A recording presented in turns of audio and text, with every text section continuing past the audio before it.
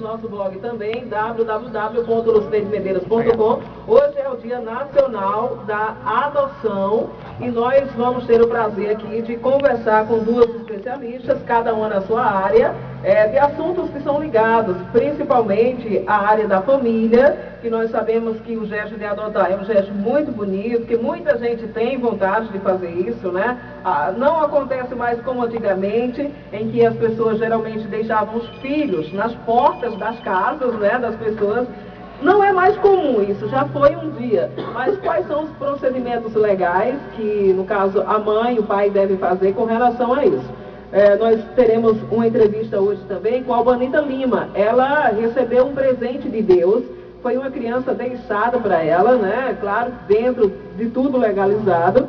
Hoje ela tem o seu filho, mas ela vai dar o seu testemunho aqui no programa. De início, nós vamos conversar com a doutora Ana Raquel de Araújo, que é advogada, e vamos conversar também com Deise Costa, que é psicóloga, né? Vamos trazer o bom dia das duas especialistas. Falar com a Deise. Deise, bom dia, bem-vinda aqui ao nosso programa. Bom dia, Lucineide. Bom dia, Bom dia, doutora Raquel. Bom dia, Lucineide. Bom dia, Juca. Bom dia a todos os ouvintes da Rádio Seridó. Bem, de início eu gostaria, vocês são duas profissionais especializadas, cada uma na sua área, né, e resolvem as coisas de forma como deve ser, através daquilo que vocês aprenderam como especialistas, mas eu gostaria de saber como pessoas, né, como é que vocês consideram o gesto da adoção?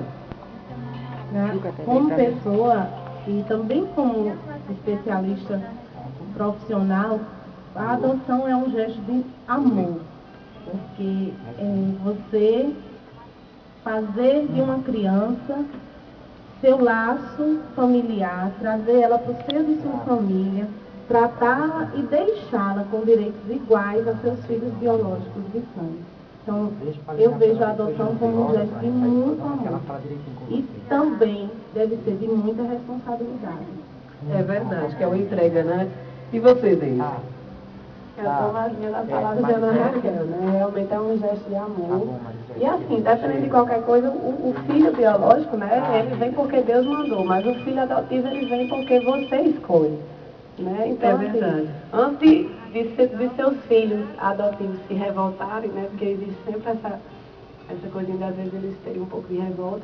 Então pense nisso, você foi escolhido, né? Você não foi mandado. E é interessante que às vezes os filhos que são adotivos, eles, na hora da necessidade, parece não que sejam mais filhos, né? Mas a mãe se apega tanto àquele filho. Nós já vimos isso na ficção, como a gente estava até falando sobre novelas, agora em há pouco, né, que trata de temas sociais, isso já foi levado ao ar também, né? Dos filhos adotivos que estão sempre lá. Às vezes não é que sejam mais amados, mas se apegam tanto, né, aos pais, que é uma coisa que parece que nasceu daquele pai, daquela mãe, até se parecem fisicamente, né? Assim, intelectualmente até se parecem, né? Acontece muito isso. Bom, então vamos falar das duas, né? Falar de doutora Raquel e falar aqui da nossa querida doutora Deise Costa. Vou falar logo com a doutora Raquel, que ela é advogada dessa parte da família, né, doutora Raquel? E a gente sabe que não é bem simples assim. Como eu estava dizendo anteriormente, antigamente se fazia muito isso, né? A pessoa tinha um filho, não queria ou não tinha condições de criá-lo, né? E por causa disso, escolhia uma família e colocava o bebê numa caixinha, né? Ou então em alguma coisa, e colocava na porta de uma pessoa. E a pessoa simplesmente criava, sem tomar nenhuma atitude assim, dessa área burocrática. E nós, já que temos conhecimento, e você também como profissional, sabemos que nós não podemos... não há apropriação, né? Como se fosse nos apropriar. Então tem que ter todo um procedimento burocrático. O que é que a pessoa... Ilegal, né? Como é que está esse processo de adoção aqui no Brasil? Primeiramente, Lucineide, eu gostaria de deixar claro que o Estatuto da Criança, que é quem regula a questão da adoção, ele tem como princípio maior que toda criança ela tem o direito de crescer no seio de sua família natural. Certo? Então, não se privilegia a adoção, se privilegia o quê? Que a criança ela possa nascer e crescer no meio da sua família. Mas a gente sabe que, infelizmente, existem as exceções, que muitas e muitas crianças do nosso país não têm esse privilégio de poder conviver com a sua família natural.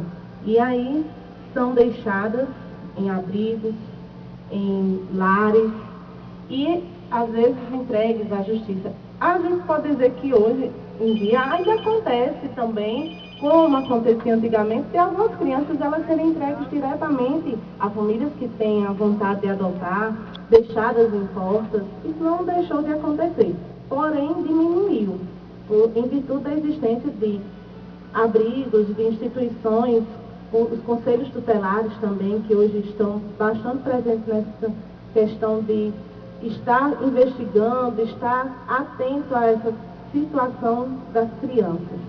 Então, a lei da adoção, ela tem o objetivo maior, certo? A adoção, de impedir que essas crianças, elas permaneçam vários anos da vida delas em abrigos, tirando delas a chance de encontrar um lar adotivo e retornarem para o convívio de parentes, de uma família. Então, esse é o principal objetivo da lei de adoção, é retirar essas crianças de abrigos, que elas possam ter um pai e uma mãe, que mesmo adotivos vão ser pai e mãe delas, da adoção em diante, não é isso?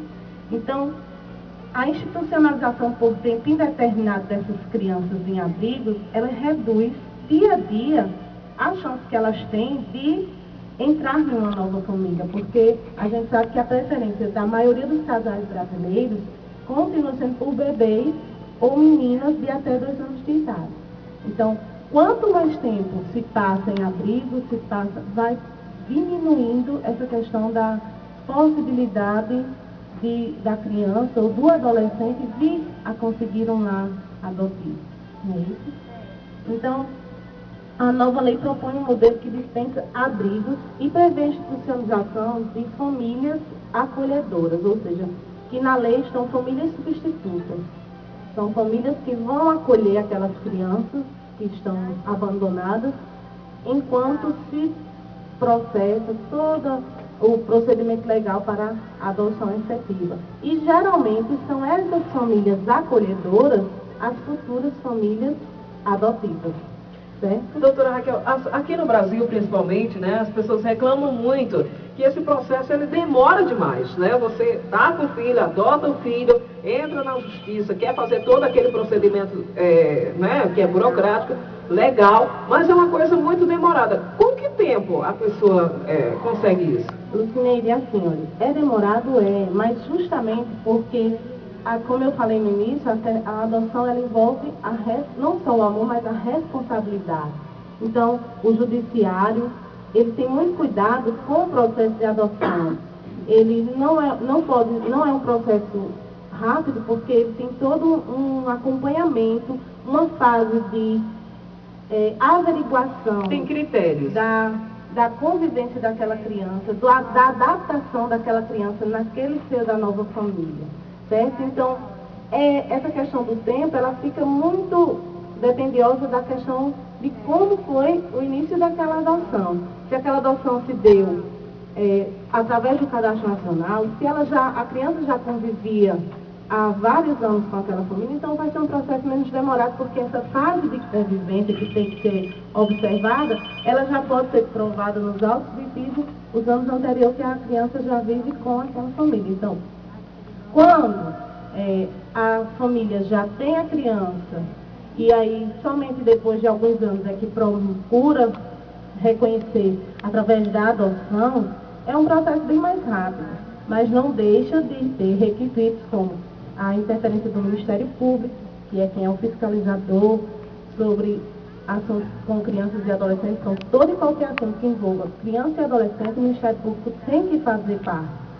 Tem que ter a avaliação da assistência social, que pode ser feita, que geralmente é feita por um assistente social, juntamente quando existem casos em que a criança apresenta rejeição, alguma coisa, a psicóloga também entra na avaliação, para que, enfim, depois se venha a concluir. Então, realmente é demorado, porque tem os procedimentos que devem ser exigidos, não é que possam ser dispensados. A única situação que pode ser dispensada é a questão de ter que se esperar a questão do convívio social, que se no caso da criança